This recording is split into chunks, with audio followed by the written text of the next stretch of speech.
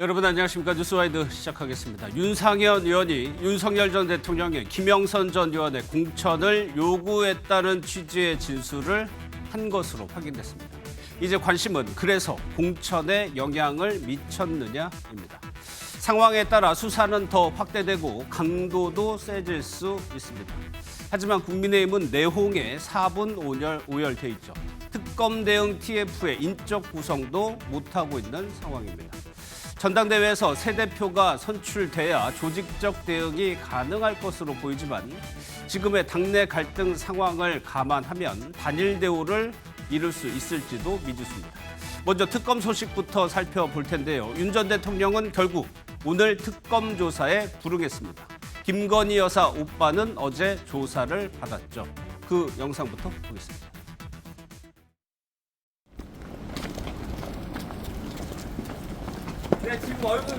증거인멸 혐의 인정하십니까? 오늘 어떤 거 진술하셨어요? 그 목걸이 외에 장모님 댁에서 나왔는지 한번 얘기해 주실 수 있을까요? 혹시 목걸이 은폐하려고 하신 겁니까? 지금 오늘 조사받으신 거 입장 없으세요? 목걸이 혹시 모조품인가요?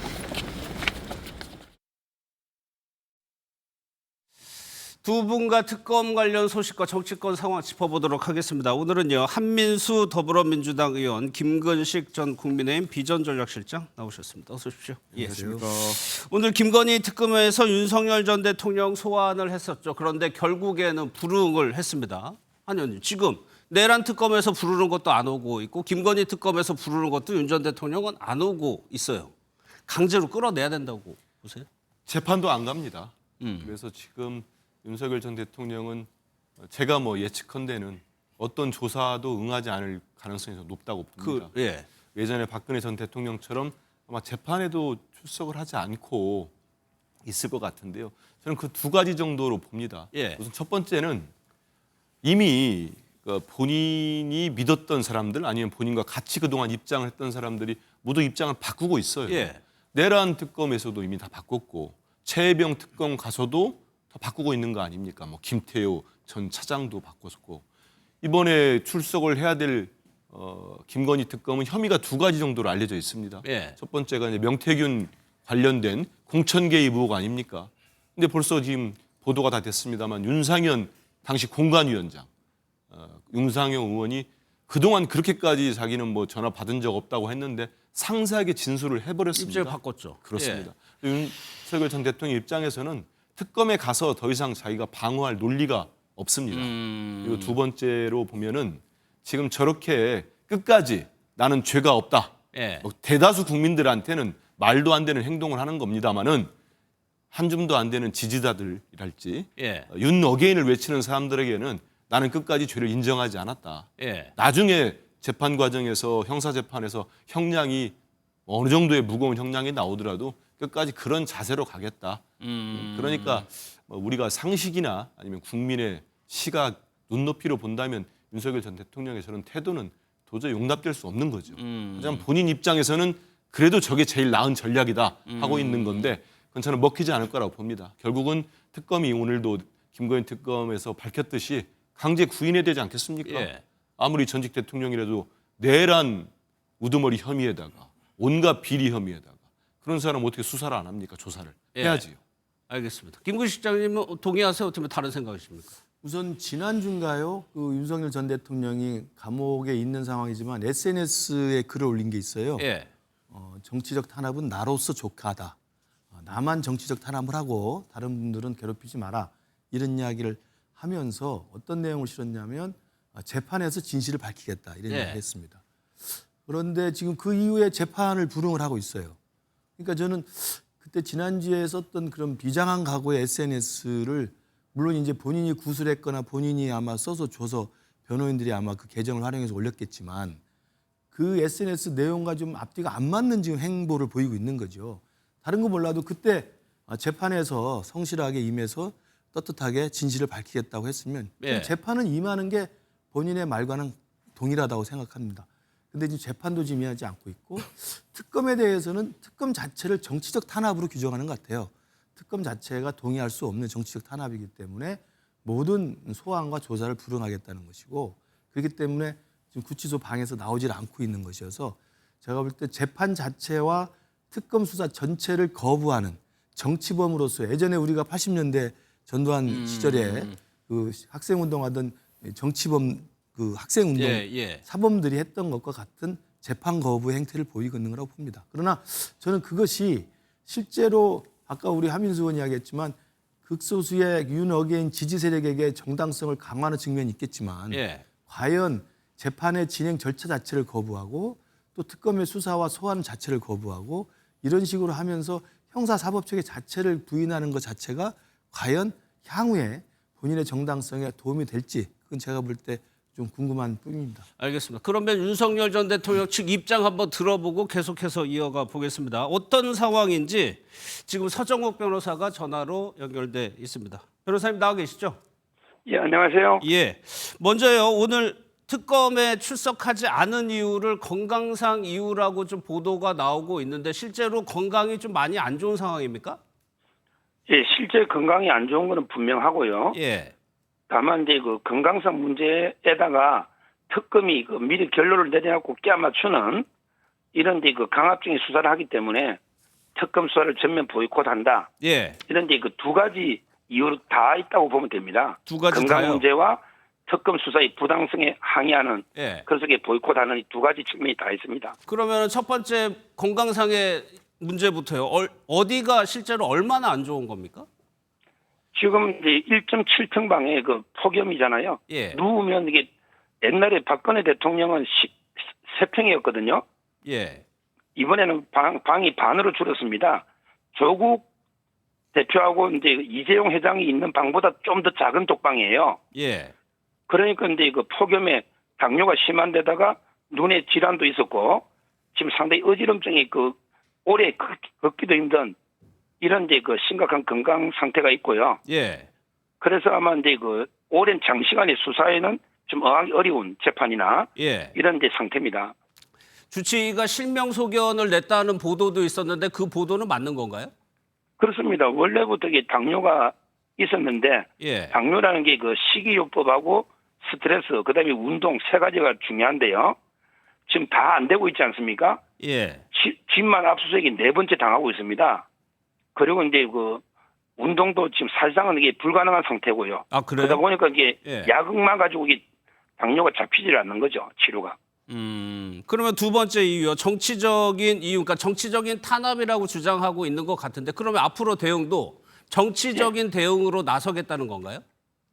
그렇습니다. 원래 이제 그 내란죄로 구속됐다가 구속 취소가 됐지 않습니까? 예. 근데 그 계엄의 내란의 과정에 있는 사소한 비교적 내란보다는 사소한 범죄들로 2차로 구속영장이 됐지 않습니까? 예. 거기서부터 이제 그 특검의 수사가 이게 정치 보복 의도가 있다. 이래서 이제 그 지금 보이콧하고 있고 앞으로 이게 특검 수사에는 아마 끝까지 응하지 않을 거다 이렇게 보고 있습니다. 그러니까 내일 다시 소환을 했는데 내일도 당연히 안 나가고 앞으로 다른 특검에서 불러도 계속 안 나갈 거란 말씀이시죠? 예, 저는 이제 그렇게 알고 있고요. 예. 아마 이제 그 강제로 끌어가긴 힘들 겁니다. 왜요? 특검 수사관이 그 교도소 안에까지는 못 들어갑니다. 예. 결국 이제 교도관 한 4-5명이 들어가서 팔다리 잡고 놀지는 몰라도 그거는 게 국제적으로 인권에 문제가 될 겁니다. 예. 우리 법에도 그 구속된 사람이 재판 안 놓을 때는 골석 재판이 원칙입니다. 그래서 아마 이게 그 강제로 인치하기는 불가능하고 저는 보고 있습니다. 그러면 교도관이 강제로 인치하는 거를 만약에 시도한다고 하면 윤 전 대통령은 응하지 않겠다는 뜻이죠? 그렇죠. 옛날에 박근혜 대통령도 구속기간 만기 후에는 그 일제 재판에 불응 보이콧했지 않습니까? 예. 뭐 그런 경우도 그렇고 일반 재수자들도 그 재판에 안 가겠다, 수사 안 가겠다고 하면요.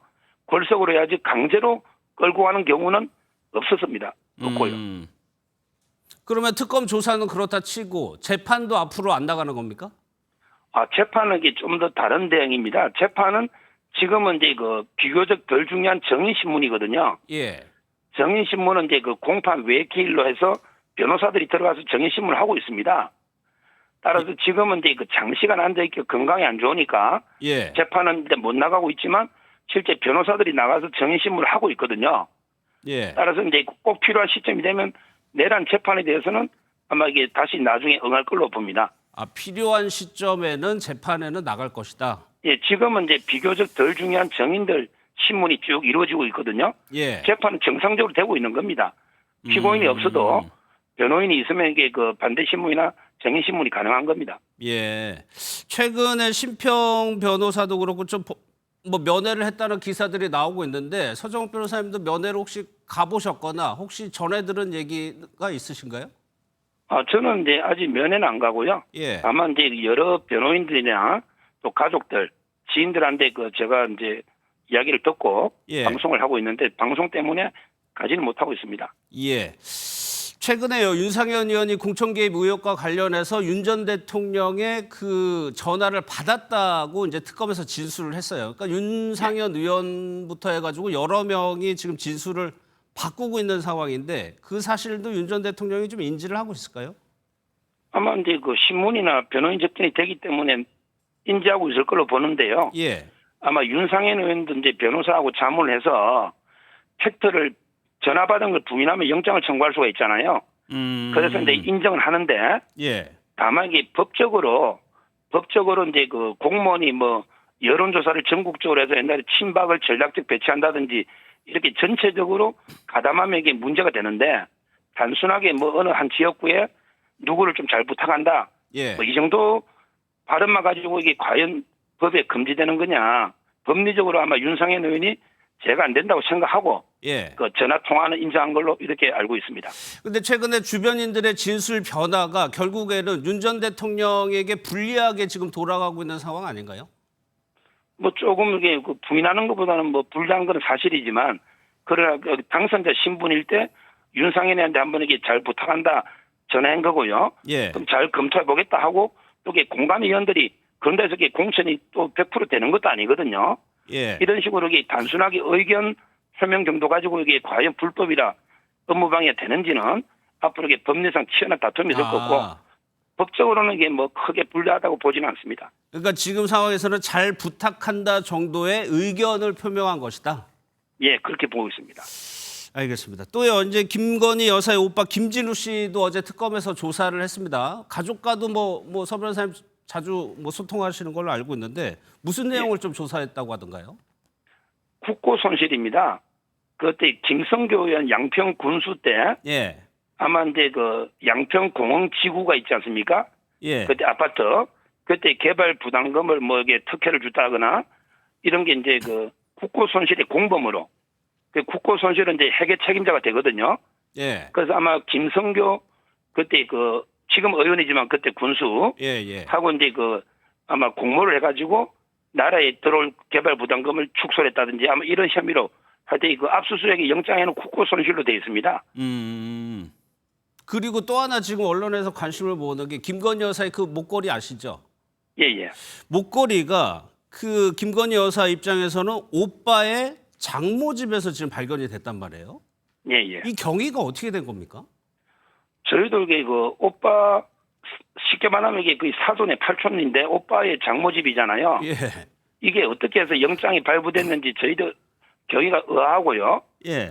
아마 이게 뭐 영장이 이렇게 제가 알기로는 이게 미리 그 목걸이가 있는 걸 알고 영장이 놓은 건 아닌 것 같고요. 예. 아마 다른 사유로 압수수색을 하다가 우연히 발견해가지고 거기서 이제 즉시 사후 영장으로 예. 이렇게 압류한 걸로 알고 있는데 예. 실제 이 목걸이가 진품은 아니고 모조품은 맞습니다.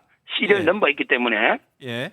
아마 이제 그냥 모조품인데 논란이 될 것 같으니까 그냥 맡겨놓은 게 아닌가 이렇게 보는데 이게 과연 압수를 근거가 뭔지 이게 무슨 범죄가 되는 건 아니잖아요. 예. 따라서 이게 왜 압수를 해가는지 납득이 잘 안 됩니다. 그 과정은 뭐 그렇다 치더라도 이게 워낙 관심을 뭐 몇 년 전부터 이게 뭐 국회에서도 논의가 됐던 물품이어서 왜 이것이 어떻게 김건희 여사 입장에서는 사돈댁에 가 있는 건데 왜 이렇게 옮겨갔느냐거든요. 오히려 이제 제가 듣기로는 오히려 이제 김건희 여사 사서 이제 오빠한테 선물한 거고요. 오빠한테 목걸이를? 예. 그 부인 있잖아요. 언니죠, 언니. 아, 뭐 웅편이 얘기하는 건가요? 예, 김진우 씨 부인. 예. 그러니까 이제 거기에 선물한 거고 그걸 잠깐 한번 빌려서 이제 그 외국 갈 때 한번 쓴 거고요. 그리고 이제 그걸 다시 발언했다. 이렇게 지금 설명을 하고 있습니다. 그런데 그 얘기를 들어보면 좀 의문이 가는 것이 선물을 줬어요. 예. 모조품을.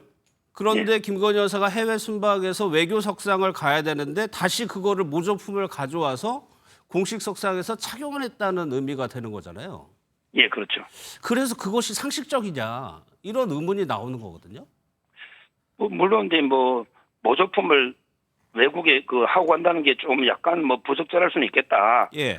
이런 생각은 들지만 문제는 이게 특검은 이제 범죄를 수사하는 거잖아요. 예, 예. 지금 이게 그런다 해서 이게 무슨 범죄가 되느냐, 이게 뇌물로 받은 것도 아니고 뭐 통일부에서 우리 목걸이 또 다른 목걸이가 있지 않습니까? 예. 뭐 이것처럼 이게 뭐 청탁이나 그런 것도 아니기 때문에 부적절한 문제하고 이게 불법 문제는 틀리지 않습니까? 예. 도저히 누구한테 뇌물로 받은지 그 특정도 못 하고 있거든요. 예. 그리고 이게 모조품이라면 또 재산 신고 의무도 값어치가 낮기 때문에 예. 없는 거거든요. 따라서 이거는 좀 망신주의가 아닌가 이렇게 저는 보고 있습니다. 뭐 도덕적으로 문제를 제기할 수는 있으나 법적으로 문제가 되는 건 아니다 현재로서. 예, 예. 그렇다면 이 목걸이는 일단 소유자는 오빠로 봐야 되겠네요. 지금 그렇게 그 이야기하고 있고, 그래서 아마 오빠도 이게 장모집에 그냥 부인 거니까 예. 이렇게 보관한 게 아닌가 이렇게 저는 보고 있습니다.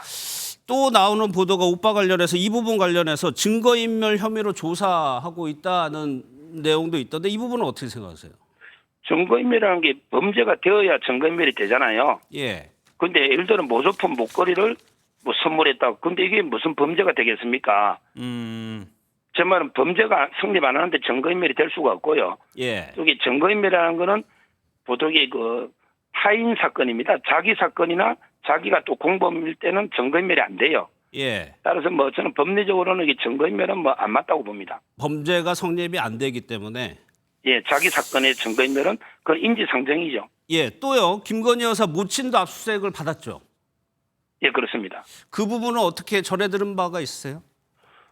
결국 이제 그것도 마찬가지로 양평 공흥 그 지구 개발 관련해 가지고 이제 동시다발적으로 압수수색이 동시에 다 놓은 거예요. 예. 같은 날에. 아마 이제 그 제가 보기에 그거는 공흥 지구 개발은 이제 그 김진우 씨가 사상 대표이기 때문에 어머니까지 뭐 이게 범죄자로 보는 건 아니고 다만 이게 또 아까 장모님 집처럼 그 압수수색 차원에서 광범하게 동시에 압수를 한 걸로 보고 있습니다. 그러면은 일단 그 김건희 여사 모친 같은 경우는 수사 대상까지는 안 오를 거라고 보고 계시네요. 그렇죠. 장모님처럼 이제 혹시 뭐 또 은닉해 놓은 게 있는가 예. 이런 차원에서 아마 동시에 놓은 걸로 봅니다. 예. 그러면요 이제 김건희 여사에게는 8월 6일 날 출석하라고 특검이 얘기를 했습니다. 윤석열 전 대통령은 특검에 안 나간다고 얘기를 하셨고, 그럼 김건희 여사는 나가는 쪽으로 지금 얘기를 하고 계십니까? 그렇죠. 예를 들어 이제 윤석열 대통령 이미 구속이 돼 있잖아요. 예. 뭐 나가나 안 나가나 이게 뭐 구속이 이미 돼 있기 때문에 그러나 김건희 여사는 어떻게든 이게 그 구속은 피해야 되지 않겠습니까? 그렇다면 이제 수사에 성실하게 협조하는 거고 수사에 안 나가면 바로 영장을 청구할 수도 있기 때문에 예. 당연히 그 수사에 성실하게 임하는 걸로 알고 있습니다. 그러면 조사 방식도 변호인이 특검 측에 좀 협의를 요청한 거를 특검이 거부한 걸로 알고 있는데 그 이후로 그런 소환 방식, 조사 방식에 대해서 이의를 제기하지는 않았고요.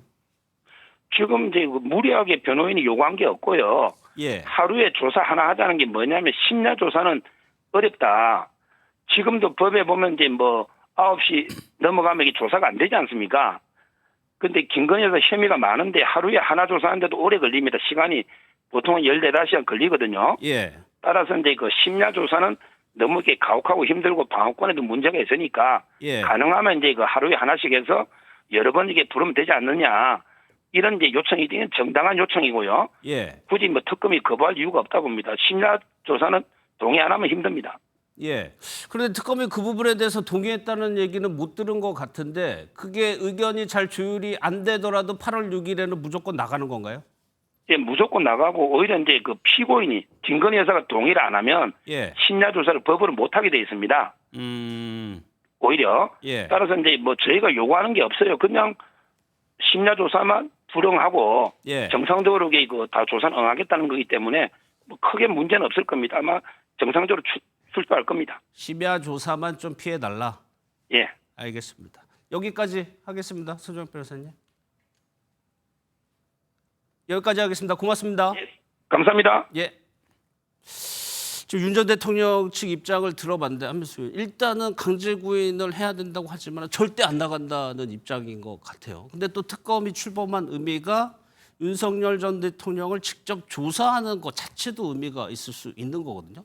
이 문제 푸는 방법이 있을까요? 지금 저 변호사 얘기를 들어보면은 전해지는 거 보면은 윤석열 전 대통령은 여전히 현실 인식을 못하는 망상에 걸려 있는 것 같습니다.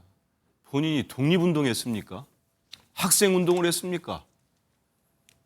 멀쩡한 날, 평온한 날 위헌적 불법 계엄을 해서 대한민국을 이 모양 이 꼴로 만들어 놓은 사람 아닙니까? 예. 그리고 그 부인은 온갖 비리 혐의, 16가지 비리 혐의를 받고 있습니다. 그 부부가 제대로 수사를 받고 처벌을 받아야 되는 건 당연한 거죠. 근데 예. 아직도 본인은 법 외에 있는 것처럼 굴고 있습니다. 뭐라고 했습니까? 그 계엄 일으키고 난 다음에 국민들 앞에 서가지고 법적 정치적 책임을 피하지 않겠다고 했습니다. 근데 지금까지 체포 안 받으려고 했고 수사 안 받으려고 했고 이제는 재판도 제대로 안 받으려고 하고 있습니다. 그리고 내 특검도 일체 지금 제가 아까 말씀드린 대로 안 가겠다고 마음을 먹은 것 같아요. 예, 그런 것 같아요. 그런 태도로 한다면은 아무리 본인이 지금 수사를 안 받는다고 해서 그 혐의가 안 밝혀지겠습니까? 내란과 외환 혐의는 저는 이미 많이 밝혀졌다고 보고 예. 뭐 공천 관련된 거랄지 여러 가지 부정 비리에 관한 것도 워낙에 많은 부분들이 특검이 수사를 하기 때문에 나올 수밖에 없습니다. 본인이 수사를 안 받는다고 해서 피해갈 수는 없는 거고요. 저는 지금 보면서 아니 이제는 국민들께 씻을 수 없는 죄를 지어서 구치소에 갇힌 사람이 그 구치소가 작다고 지금 저러고 있습니까? 제가 알기로는 9.9 평방미터를 쓰고 있는 걸로 알고 있어요. 예. 근데 우리나라 지금 혼거실에 1인 그 쓰는 규모가 2.58 평방미터입니다. 그리고 한 3배 가까이 크지 않습니까? 예. 그리고 지금 재구속된 뒤로 하루에 2회, 3회씩 면회를 하고 있답니다. 그러면 면회실에 따로 나가가지고 시간 제한 없이 계속 변호인을 만나든 누굴 만나고 그래요? 있는 거예요. 예. 저 언론 보도가 다 나왔습니다. 거기에는 시원한 에어컨이 나옵니다. 지금 그렇게 하고 있는 거예요. 그런데 심평 변호사가 책이라도 써보라고 하니까 예. 저는 뭐 윤석열 전 대통령을 폄하하는 거 아니지만 저분이 무슨 책을 쓰겠습니까? 그렇게 따진다면 송영길 전 대표나 조국 전 대표나 책 다 쓰고 있잖아요. 예. 책도 다 냈고.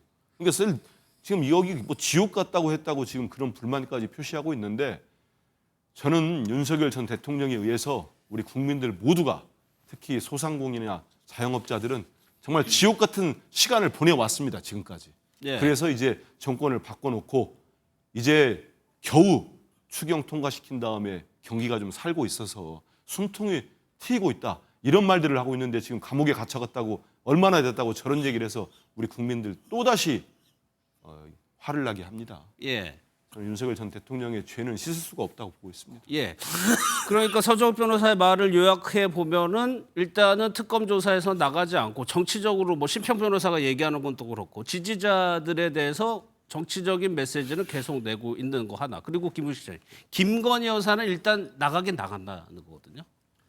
왜냐하면 이제 김건희 여사 같은 경우는 특검 수사를 처음 받는 거잖아요. 예. 그러니까 특검 수사에 임하는 태도 여하에 따라서 영장 청구 가능성이 바뀌기 때문에 아마 피의자 신분 입장에서는 합리적인 선택이 출석을 해야 되는 겁니다. 그러니까 왜냐하면 출석에 불응하거나 증거인멸의 시도가 있거나 뭐 도주 우려가 있다든가 이러면 바로 영장을 쳐서 인신을 구속해 버리기 때문에 예. 저는 그런 입장에서 본다면 죄송합니다. 그런 입장에서 본다면 피의자 입장에서는 합리적 선택이 일단 조사에는 성실히 임한다. 예. 이렇게 될 수 있죠. 그래서 윤석열 전 대통령도 초기에 구속돼 가지고 형사재판 하기 전에는 일단 구속을 피하기 위해서는 소환 조사에는 잘 나왔어요. 물론 나와서 일절 진술을 하지 않았습니다만. 그러니까 소환에는 응한다. 그러나 진술을 거부하고 묵비권을 행사한다. 이런 정도지 소환 자체를 응하지 않으면 바로 구속영장 청구의 사유가 되기 때문에 예. 아마 그런 의미에서 8월 6일로 예정된 김건희 여사의 이번 특검 수사 소환은 응할 것으로 보입니다. 물론 나와서 어떻게 진술하고 어떤 태도를 그렇죠. 하고 묵비권을 예. 행사할지는 지켜봐야 될 것 같습니다. 예. 또 하나 김건희 여사 관련해서 16가지 혐의 뭐 많습니다. 조사할 것이 많은데 지금 대두되는 게 앞서 저희가 물어봤던 목걸이 문제인데 그거 민주당에서도 의혹 제기했었죠. 근데 지금 얘기하는 거 보면은 저 서정욱 변호사나 하여튼 김건희 여사 측의 해명을 고지고대로 받아들이는 국민은 별로 없을 것 같아요. 왜냐하면 이게 처음 불거진 게 2022년 6월 아닙니까? 예. 윤석열 전 대통령의 당시 현직 대통령의 첫 순방입니다. 그리고 당시 언론 보도를 통해서 김건희 여사가 목과 팔과 브로치를 찬 게 합치면 1억 원이 넘습니다. 그 명품 액수가 예. 목걸이 하나만 70개의 다이아몬드가 박혔었잖아요. 그게 6,200만 원짜리라고 했습니다. 첫 순방에 해외 정상들, 나토 정상회의에 그 수십 명의 정상 배우자들이 있고 정상이 있는데 짝퉁을 하고 간 거예요. 대한민국 영부인이 저 주장대로라고 한다면. 예. 있을 수 없는 일이 벌어진 거죠. 그런데 그렇다면은 당시 이 논란이 됐을 때 그때 해명을 제대로 했어야죠. 3년 전에는 지인에게 빌렸다고 했습니다. 예. 그리고 일부는 본인이 소상공인들에게 구매를 했다고 했습니다. 예. 그러다가 올 5월에 와서야 이건 전부 모조품이고 그래서 분실했기 때문에 어디인지도 모른다고 했어요. 근데 모른다고 했는데 사돈집에서 나온 겁니다. 오빠의 장모집에서 나왔어요.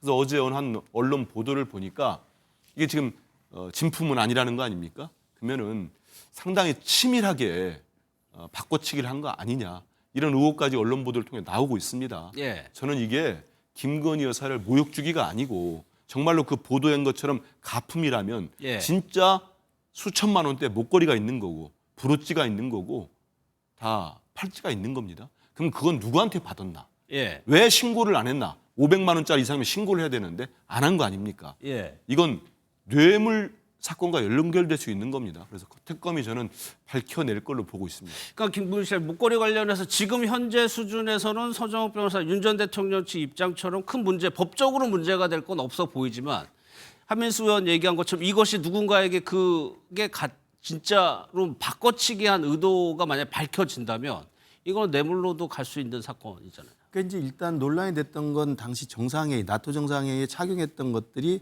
고가의 제품으로 이야기가 됐고, 근데 재산 신고에는 없었으니까 이제 논란이 제기된 거예요. 예, 그렇죠. 정치적 의혹이 제기된 건데 그 부분에는 해명들이 지금 바뀌고 있다는 점이 지금 특검이 바라다보고 있는 지점 같습니다. 그러니까 해명이 바뀔 수는 있죠. 왜냐하면 거짓말을 계속 했다는 증거가 됩니다. 그러니까 처음에 나토 정상회의 때 저걸 논란이 되니까 지인한테 잠깐 빌린 것이다. 그때는 가품이라는 이야기가 없지 않았습니까? 진짜니까 차고 갔으니까 지인한테 빌렸다고 할 수 있겠죠. 예. 근데 이게 논란이 되고 의혹이 커지니까 최근에 와서는 이게 모조품인데 이번에 압수수색에서 발견이 되니까 내가 오빠에게 선물한 것을 다시 잠깐 빌려서 착용한 거다. 이렇게 지금 입장이 바뀐 상황이잖아요. 예. 그리고 발견된 것 자체는 모조품으로 지금 확인이 되고 있다고 하는 거고, 그렇다고 한다면 그 당시에 정상회담 때 착용했던 그 목걸이가 진짜인지, 진짜 목걸이라면 그 진짜 목걸이 과연 어디에 숨겨져 있는 것인지, 그리고 그것을 은닉하고 대신 알리바이용으로 가짜 목걸이를 사후에 사서 구매해서 오빠한테 줘서 알리바이용으로 그렇게 맡겨놓은 것인지, 뭐 이런 식의 의혹들이 지금 여기저기서 언론상에 제기가 되기 때문에 예. 아마 특검이 그 부분을 들여다보고 하는 건데, 이 자체로는 정치적 논란은 되지만 범죄 혐의가 지금 나와 있는 건 현재 아니죠. 수준에서는. 근데 왜냐하면 진짜 가짜가 확인이 되고 진짜가 따로 있고 진짜가 또 만약에 발견이 됐다든가 확인이 될 경우에는 진짜의 구매처, 구입처 이런 걸 물어볼 수 있죠. 그럼 구입처를 물어본 다음에 이 고가니까 어떤 누가 줬고 또 받은 사람으로 하여금 어떤 대가를 줬는가에 대한 수사는 진행될 수 있다고 생각합니다. 예. 제가 김건희 여사 측의 어떤 짝퉁이라는 모조품이라는 주장을 선뜻 받아들이지 못하는 이유가 예. 이번에 특검이 압수수색을 하니까 집에서 자택에서 샤넬 구두가 12컬레가 나왔다는 거 아닙니까? 그리고 샤넬 명품 구두를 12컬레씩 집에 진열해놓고 있는 분이에요. 거기다가 최모 목사로부터 벌건 대낮에 디올 명품백을 서슴없이 받은 분입니다. 근데 이분이 남편을 따라서 첫 정상회담에 1억 원 상당으로 추정되는 보석을 칭칭 감고 갔는데 이거를 짝퉁을 하고 갔다? 믿어지세요? 안 믿어지잖아요. 그러면 저 샤넬 신발도 다 모조품입니까? 대한민국 국민을 어디까지 속이려고 합니까? 남편도 거짓말, 아내도 거짓말. 저는 진실이 드러날 거라고 봅니다. 알겠습니다. 다음은 그러면 윤상현 의원 조사 내용부터 다음에 볼 텐데 이제 진술을 바꿨죠. 윤 전 대통령의 전화를 받았다는 겁니다. 그러면 당시 상황을 화면 보고 한번 짚어보도록 하겠습니다. 대통령도 저에 대해서 이런 지시를 내린 적이 없어요. 뭐 해라 저 해라. 대통령이 김영선을 공천 줘라 저한테 얘기한 적이 없습니다. 대통령 할아버지가 얘기를 하더라도 설사 우리는 그런 거에 휘둘리지 않습니다. 이대로 김근식 실장님께 먼저 여쭤볼게요. 지금 윤상현 의원의 얘기는 전화 안 받았다고 하다가 전화는 받았다. 그거를 한기호 당시 공관위 부위원장한테는 얘기를 했다까지 얘기를 하고 있습니다. 그러면 이게 우리 국민들 시청자분들 보기에 공관위 그게 어떻게 운영이 되는 거냐 이 말을 믿을 수 있느냐는 거거든요. 그 의혹이 됐던 대통령의 전화를 지난해 10월이죠. 명태균 게이트가 처음 나왔을 때는 그리고 대통령의 그 목소리 육성 녹취가 공개가 됐었잖아요. 뭐 상현이한테 전화해볼게라는 게 공개가 됐기 때문에 그때 논란이 됐을 때는 윤상현 의원이 부인했습니다. 전화를 받은 적이 없다라고 부인했다가 이제 이번에 김건희 특검의 수사를 받으면서 전화를 받은 적이 있다고 지금 진술이 바뀐 거거든요. 저는 이제 윤상현 의원도 마찬가지입니다. 아까 제가 김건희 여사도 8월 6일 날 소환에 응할 이유는 구속이 되지 않기 위한 피의자로서의 합리적 선택이라고 볼 수 있고요. 윤상현 의원도 진술이 바뀐 건 구속을 면하기 위한 또 처벌을 면하기 위한 합리적 선택의 그런 결과라고 봅니다. 왜냐하면 일단 대통령과 통화한 것을 언제까지 부인할 수는 없는 상황이죠. 왜냐하면 휴대폰을 지금 제출했기 때문에 윤상현 의원은 휴대폰을 제출했고 비밀번호도 풀어줬어요. 그러면 휴대폰에 통화 내역이 나올 수 있는 거잖아요. 그러니까 대통령과 전화 통화를 안 했다는 기존의 그 부인은 이제 번복이 될 수밖에 없는 거니까 진술을 바꿔서 전화를 받았다는 인정하는 거죠. 전화는 받았지만 공관위에서 김영선 당시 후보를 공천을 주려고 그 뜻대로 했던 건 아니다. 내가 이제 부인하면서 이걸 갈라치는 거죠. 그러니까 전화를 받았다는 사실은 인정하지만 전화로 인해서 대통령의 공천 개입을 내가 실행한 사람은 아니다. 그냥 원칙적으로 우리 공관위 내에서 절차에 따라 논의를 해서 공천이 확정된 것이다라고 이야기를 하면서 본인의 업무방해나 본인의 직권남용 같은 거 빠져나갈 길을 만들어 놓은 것이죠. 그리고 또 하나 재밌는 것은 고 장제원 비서실장 이야기가 나오죠. 맞아요. 이것도 죽은 자는 말이 없다고 그러지 않습니까? 그러니까 장제원 실장한테 전화를 받았다. 이거 확인할 길이 없잖아요. 이것도 저는 피의자로서는 뭐 합리적인 또 진술 방법이라고 생각을 해요. 그래서 저는 뭐 그렇게 할 수는 있겠다라고 이해는 되지만 5선인가 6선 정치인 아닙니까? 윤상현 의원이 우리 당의 전 최다선 의원 중에 한 분인데 그 중진 다선 의원으로서 그리고 그동안 윤석열 전 대통령을 지키기 위해서 가장 처음부터 가장 늦게까지 관자 앞에 가서 윤석열을 보호하겠다고 한 분이잖아요. 윤석열과 함께 끝까지 동지적으로서 목숨을 걸겠다고 하신 분인데 이제 와서 피의자로서의 합리적 선택, 구속을 변하거나 처벌을 변하기 위해서 그렇게 분리해서 대통령에 대한 부인을 번복하는 거 이건 제가 볼 때 썩 보기 좋아 보이지는 않는다. 옛날에 저는 전두환을 끝까지 비호했던 장세동이가 있지 않습니까? 그런 사람이면 의리라도 있어요. 물론 전두환 같은 독재자를 뭐 의리로 지키는 것이 옳다고 볼 수는 없지만 저는 그러면서 보면 대통령 주위에 있는 충신이냐 간신이냐의 기준은 어떻게 평가할지 국민들이 볼 거라고 생각합니다. 이 부분도 서정욱 변호사는 어떤 취지로 얘기했냐면 잘 부탁한다 정도의 의견을 표명했다라고 지금 주장을 하고 있어요. 그럼 이것도 정치적으로 보면은 납득이 안 가는 대목이 분명히 있지만 이게 수사이기 때문에 이거를 지금 특검에서는 입증을 해야 되는 상황인 거잖아요. 서정욱 변호사 정도 되는 사람은 저렇게 생각할지 몰라도 제가 볼 때 윤석열 전 대통령은 이게 처벌받을 수 있다는 걸 알고 있을 겁니다. 왜냐하면은 박근혜 전 대통령을 수사를 했지요. 그렇죠. 별도로 공천 관련된 개입으로 당시 박근혜 전 대통령은 본인이 직접 지시를 한 거라는 거 드러난 거 없습니다. 제 기억에. 청와대 정무수석을 통해서 해서 그 정무수석도 구속이 됐었어요. 그 수사를 했던 사람이 윤석열 전 대통령과 한동훈 전 대표입니다. 죄가 된다는 걸 알 거예요. 거기에다가 지금 드러나는 게 그 윤상현 의원의 진술을 그대로 믿는다고 한다면 장제원 당시 인수위 대통령 당선인의 비서실장 아닙니까? 그 사람이 전화해가지고 이 사람은 공관위원장입니다. 한기호 부위원장은 사무총장 겸 부위원장이에요. 공천의 실무를 총책임진 사람입니다. 이거를 곧 취임할 바로 하루 이틀 뒤면 취임할 대통령이 지시를 했습니다. 이게 의견을 떠본 겁니까? 그게 아니잖아요. 김영선 공천 줘. 이거 아닙니까? 그럼 명백히 공천에 개입을 한 거지요. 그렇기 때문에 특히 지금 드러나는 건 저는 빙산의 일각일 가능성이 높습니다. 특히 그때 명태균 씨 그 관련해서도 녹취 그렇고. 민주당이 처음 틀었을 때 네. 그 명태균 씨하고 했다는 그 녹취 처음 공개했을 때 그 당시에 그거 말고 더 뭐가 있느냐 굉장히 의문 많았었잖아요. 민주당. 최근에 질문 드러난- 많이 받았죠. 그렇죠. 예. 지금 더 드러나지 않았습니까? 당시에 그 윤석열 전 대통령은 공관위원장이 누구인지도 몰랐다. 예, 그렇게 예. 전 국민을 상대로 한 대국민 기자회견에서 공관위원장이 정진석이었나? 이런 정말 파렴치한 거짓말을 했습니다. 근데 녹취를 저희들이 나중에 또 추가로 공개된 걸 보면은 거기에는 상현이 걔가 공관위원장이잖아. 이런 얘기를 서스름없이 합니다. 예. 그러니까 저분의 거짓말과 후안무치한 행동은 속속들이 드러나요. 저는 이미 이번에 특검에 나가면은 이거 하나만 가지고도 또 구속영장이 청구될 수도 있다고 생각을 할 겁니다. 혐의가. 그래서 더 확대될 수 있다는 그렇죠. 말씀이시네요. 나가지 않은 거고요. 저는 여기에 더 중요한 것들은 지난 대선 경선 과정, 예. 대선 과정에서 그 명태균 씨나 다 통해 가지고 그 여론조사를 하지 않습니까? 그게 다 연결이 되는 거 아닙니까? 비용을 지불하지 않았다는 의혹이 있는 거 아니에요. 그 대가로 김영선 전 의원에 대한 공천을 해주라고 지시를 한 게 된 거고. 예. 이건 엄중한 죄가 되는 거죠. 그래서 국민의힘에 대한 수사가 더 확대될 수 있다는 취지. 김구시 시장 지금 당 입장에서 뭐 제가 모두에 말씀드리긴 했지만 무언가 예전 같은 경우에는 대응을 했었죠. 당 차원에서 대응을 했었는데 지금 같은 경우에는 TF 인선도 지금 못 하고 있다고 하고.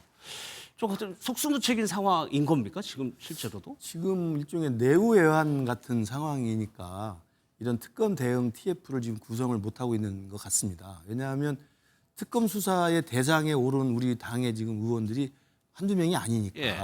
지금 이제 압수수색을 받은 분도 이미 뭐 권성동, 이철규 등등이 압수수색을 받았고 특검에 이제 공식 피의자로 소환된 거 첫 번째가 이제 어제 윤상현 의원이었고요. 그럼 앞으로 내란 특검, 김건희 특검, 뭐 최상병 특검해서 참고인이든 피의자 신분이든 소환되거나 압수수색 받을 분들이 계속 늘어난다고 한다면 우리 당에서 그로부터 자유로운 사람들이 특검에 대해서 정치적으로 반박할 거 반박하고 법적으로 분리할 거 분리하면서 당을 지켜내는 이런 식의 합리적인 대응을 할 수 있는 TF팀이 만들어져야 되는데 예. 그걸 지금 구성을 못하고 있는 거죠. 어디까지 치고 들어올지를 잘 모르는 상황이 하나 있고요. 두 번째로는 당의 내홍입니다. 당이 지금 전당대회를 앞두고 이른바 쇄신파와 기득권파 싸움이 진행이 되고 뭐 한쪽에서는 뭐 인적 청산을 요구하는 파가 있고 또 인적 청산 거부하고 전환길과 손잡자는 파가 있기 때문에 당 내부에서도 전당대회를 앞두고 지금 서로 간의 기싸움을 하고 있는 상황이어서 예. 내부적으로는 시끄럽고 밖에서는 특검이 세개 특검이 동시에 돌아가면서 어떤 사람을 불러서 어떻게 수사할지조차도 지금 가늠이 안 되는 상황이기 때문에 그야말로 사자성어로 내후애환의 시절이라서 지금 지도부에서도 마땅하게 이 상황에 대해서 어떻게 정리해서 어떻게 대응할지는 좀 난감한 처지인 것 같습니다. 그러나 저는 원칙은 있다고 생각합니다. 예. 가장 중요한 건 우리 내부의 혁신의 강도를 높여서 저 내란, 김건희, 최상병 이 세 가지의 국민 앞에 잘못한 것들이잖아요. 이 세 가지의 잘못한 것들을 확실하게 끊어내고 사죄하고 속고대지하는 것들을 먼저 정리해서 선제적으로. 예, 선제적으로 우리 스스로가 이 당은 이제는 그 세 가지 특검의 본질적인 사항과는 관계가 없습니다. 예. 라고 정리를 해낸 다음에 그 정리한 상태에서 혁신을 전제한 상태에서 특검의 과도한 정치적 공세나 또 민주당의 어떤 내란 정당 해산이라든지 이런 식의 정치적 공세에 대해서는 특검으로부터 자유로울 수 있는 당 지도부가 당당하게 싸울 수 있는 거죠. 저는 알겠습니다. 그래서 전당대회가 굉장히 중요한 분기점이 됐다고 생각합니다. 그러면 그 전당대회 얘기를 해볼 텐데 내우에 해당하는 부분이요. 네, 지금 그렇게 김건희 시장님은 얘기는 했지만 여론조사 국민의힘 전당대회 당권 주자들 여론조사를 보면은 이렇습니다. 지금 국민의힘 지지층의 지금 적합도 조사예요. 실제 결선 투표에서 당원 80%인가요? 10%. 이거에 거의 준용한다고 보면 지금 김문수 전 후보나 장동혁 의원 같은 경우에는 지금 친윤 주류라고 네. 볼 수가 있는 건데 지금 합치면은 몇 %입니까? 이게 54.7%. 지금 오늘 나온 저 여론조사를 이제 말씀을 하시는 건데요. 저 수치만 놓고 본다면 오히려 결선 투표로 가더라도 김문수, 장동혁이 결선 투표가 가는 제가 생각할 때는 이제 우리 당의 폭망각으로 가는 지금 상황인데 저는 조금 다른 해석도 가능하다고 생각합니다. 예. 그러니까 저 여론조사가 마치 이른바 윤어게인이나 전환길과 같이 가고자 하는 친윤 구기득권 주류 세력들이 여전히 힘이 많다. 예. 또 그분들을 지지하는 당원들도 많다라고 생각할 수 있지만 제가 자세히 찾아보니까 이번 여론조사의 응답률이 2%예요. 그러니까 제가 우리 지역에서도 당원들 분위기를 보거나 우리 당의 내부의 밑바닥의 당심의 흐름을 보면 그냥 자포자기해서 전화를 안 받는 경우가 굉장히 많습니다. 그러니까 보수 지지층이고 우리 당의 지지층이고 심지어 우리 당의 당원임에도 불구하고 여론조사 전화가 오면 예전 같으면 필요할 때 그걸 기다렸다가 받는 기도 하고 적극적으로 받죠. 지금은 아예 끊습니다. 그래서 응답률이 제가 2%라는 말씀을 유독 낮은 응답률입니다. 프랑스 같은 여론조사의 기준에 따르면 공표도 못하는 응답률입니다.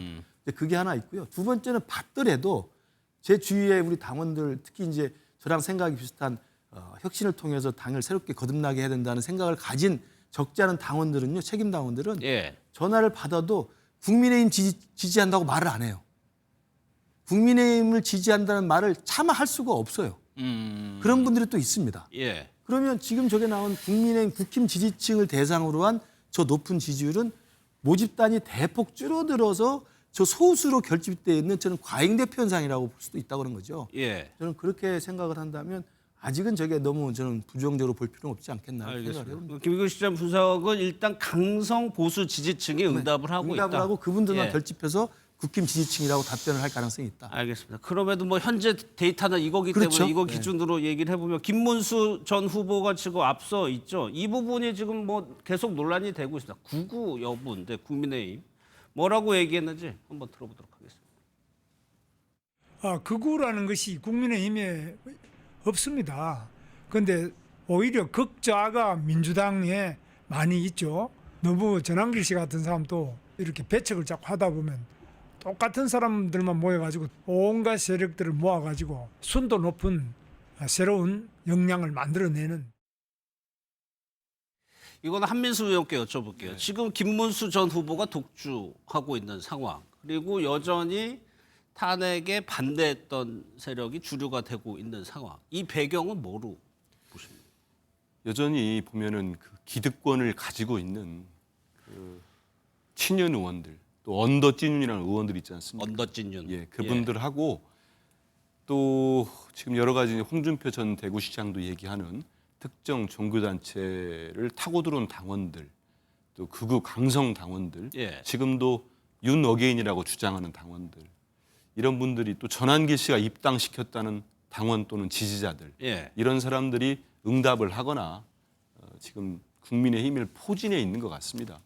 저는 뭐 김근식 교수님이 답답한 마음으로 저 여론조사에 대한 여러 가지 허점들을 짚었는데 저는 김문수 후보가 지금처럼 하면 될 것 같습니다. 되고 결선 투표자가 있다 한들 이제는 좀 지나면 김문수 후보가 전 후보가 1차전에 끝낼 거냐 못 끝낼 거냐 이거로 몰아질 것 같아요. 근데 저거는 앞서서 우리 김근식 실장님은 내우유한이라는 표현을 썼는데 저는 자업자득인 것 같아요. 사자성어로 하면은 국민의힘의 자업자득이다. 왜냐하면 일단 특검 얘기를 간단하게 드리면 김건희 특검, 최상병 특검이 이제 막 하늘에서 떨어졌습니까? 저희 야당 때 4차례, 2차례, 3차례 모두 통과시킨 특검입니다. 그거를 윤석열 전 대통령 양 두 사람의 한덕수, 최상목 대행 이분들이 꾸준히 거부권을 썼고 국민의힘 의원들 똘똘 뭉쳐가지고 폐기시킨 겁니다. 만약에 이분들이 지금 이런 어려운 처지를 알고 미리미리 최상병 특검도 받아서 제대로 수사를 했고 하면 이런 상황이 왔겠습니까? 더군다나 지금 전당대회에 나왔던 유력한 후보들이 여전히 계엄은 계몽령이라고 주장하는 사람들입니다. 탄핵은 잘못됐다는 거예요. 윤석열이 다시 돌아와야 된다는 겁니다. 그게 보수 어게인이랍니다. 그런 사람들이 지금 1등, 2등을 하고 있습니다. 전 국민의힘이 잘 되기를 바랍니다. 왜냐하면 정치권이라는 게 새 같습니다. 양쪽 날개가 건강하게 서로 힘있게 지어야 돼요. 그래야 높이 나르기도 하고 멀리 갑니다. 근데 한쪽 날개가 썩어서 문드러지게 생겼습니다. 지금 극우가 국민의힘이라는 가장 많은 집권도 했던 대통령을 배출했던 수권 정당 하나를 지금 집어삼키게 생겼습니다. 근데도 우리 김근식 교수님처럼 개혁하자는 목소리는 한쪽에 소수로 지금 치이고 있어요. 여론조사만 봐도 그러지 않습니까? 저걸 바로잡을 수 있는 사람들이 누가 있을지 잘 모르겠고요. 저는 저 상태로 전대가 만약에 끝난다면은 국민의힘은 이제는 뭐 한 곳에 모여 있기는 쉽지 않은 분당이 되지 않을까 하는 생각이 듭니다. 아, 분당까지 보시는 그러지 거예요? 않겠습니까? 제가 뭐 그렇게 해라 한 게 아니고 네. 자연스럽게 못 버틸 겁니다. 이제. 심리적 분당 얘기는 지금 뭐 언론에서 헤드라인으로 또 뽑고 있죠. 이제 전당대회가 그런 분당과 갈라서기로 치달을 최악의 경우로 갈 것인지 예. 아니면 전당대회가 오히려 올바른 방향에 대한 당원들의 현명한 선택에 의해서 새로운 기사회생과 전화위복의 길이 될 것인지 저는 전당대회 결과를 봐야 된다고 생각하고요. 예. 저도 개인적으로 이번에 최고위원 출마한 사람의 입장에서 전당대회가 갈등과 분열의 골이 커지는 게 아니라 오히려 지금 나오고 있는 뭐 찬탄 반탄 또는 뭐 쇄신과 기득권 또는 뭐 윤 어게인과 부정선거 세력 그리고 보수 어게인과 개혁 보수 이런 예. 주장들이 서로 용해되고 융합돼서 새로운 미래로 나아갈 수 있는 올바른 방향들을 합의해내는 저는 전당대회가 됐으면 좋겠고요. 아까 그 자료 화면에 나왔던 김문수 후보가 전환길 이야기를 하면서 우리 당에 극우는 없다라고 이야기하는 예. 그 말씀을 하시는데 저는 그 말에 절대 동의할 수가 없습니다. 전환길이 극우가 아니면 누가 극우란 말입니까? 전환길 씨가 주장하는 가장 중요한 입장이 계엄을 정당화하는 사람이고요. 부정선거를 일관되게 주장하는 사람입니다. 계엄을 정당화하는 사람은 우리나라 헌법체제를 부인하는 사람이에요. 정치학적으로 극우라는 것은 헌법체계와 사법체계를 부인하는 사람입니다. 예. 그리고 일당 독재를 꾀하는 사람들이에요. 그러면 윤석열 대통령이 12.3 계엄을 선포했을 때 이유가 뭐였습니까? 계엄 선포문에 나와 있는 게 반국가 세력 척결이었습니다. 반국가 세력 척결이라는 것은 김일성, 김정일이 일당 독재가 하던 거예요. 이게 예. 극우의 표방이거든요. 이제 그런 그런 윤석열을 다시 모셔와야 된다. 윤석열 잘못한 게 없다라고 하는 윤 어게인의 선봉장 앞잡이 역할을 하고 있는 게 전환길 아닙니까? 근데 그 전환길이 아무 문제 없으니까 들어와야 된다. 전환길이랑 같이 섞여서 순열을 높여서 싸워야 된다. 역량을 쌓아야 된다. 예. 우리 당에 극우가 없다. 저는 김문수 후보의 정치 인식, 예. 김문수 후보의 현실 인식이 너무나 암담합니다. 만약에 저런 분이 아까 나온 여론조사 수치처럼 1등이 된다면 제가 최고위원이 당선된다면 당당하게 맞서 싸우도록 하겠습니다. 아, 최고위회에서요. 예, 그럼요. 그러면 그 부분이요. 김문수 후보가 전환길 씨를 언급한 뭐 발언이 있습니다. 특별한 문제가 없으면은 받아들여야 된다는 얘기인데 유튜브에 동반 출연도 예정이 돼 있다고 합니다. 이 발언 한번 준비가 되면 한번 들어보겠습니다. 그럼 이 부분은 근데 준비됐나요? 네, 한번 들어보겠습니다. 전환길 씨는 당에 이미 입당을 했더라고요. 입당하는 사람을 특별한 문제가 없으면은 일단 받아들여야 된다고 보고 문호를 개방하자 이렇게 하죠. 개방하고. 근데 김구희 씨, 지금 김문수 후보 당대표로 유력한 김문수 후보 같으면 전환길 씨도 안아야 된다고. 네. 정강훈 목사하고도 한때 굉장히 가까운 그렇죠. 관계였단 말이에요. 그러니까 김문수 후보가 이번에 윤석열 정부 때 고용노동부 장관으로 복귀하기 전에 한 10년 정도 정치적 야인 생활했잖아요. 예. 그때 전환길 씨의 기독혁명당, 자유통일당 이 정당하고 굉장히 중추적인 역할을 했습니다. 그렇기 때문에 한 10여 년의 아스팔트에서 전광훈 목사랑 같은 주장을 했었고 그때도 예. 부정선거 주장을 했었고요. 전광훈 목사가 구속됐을 때 눈물을 흘리기도 했었고 그러다가 이번에 이제 우리 당의 대선 후보가 됐는데 저는 김문수 후보의 이 극우에 대한 입장이 저는 온당치 않다라는 현실인식의 문제점을 말씀드렸을 뿐만 아니라 예. 전환길이 문제가 없으니까 끌고 같이 가야 된다는 이야기는요.